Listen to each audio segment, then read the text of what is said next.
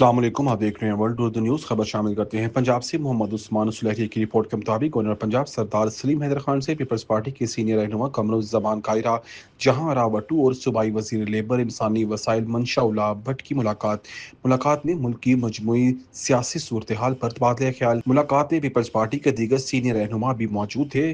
Governor Punjab نے اس موقع پر کہا کہ پیپلز پارٹی نے ہمیشہ ذاتی مفاد سے بالا تر ہو کر ملکی مفاد کو ترجیح دی ہے۔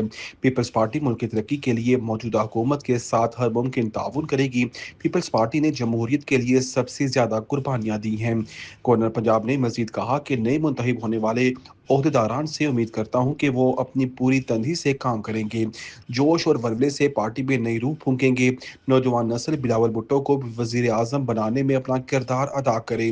تمام سیاسی جماعتوں کو چاہیے کہ اس وقت ملک کی تعمیر و ترقی کے لیے مل کر کھڑے ہوں۔ ایران اور امریکہ کی جنگ بندی میں پاکستان ثالثی کے لیے کلیدی کردار ادا کر رہا ہے۔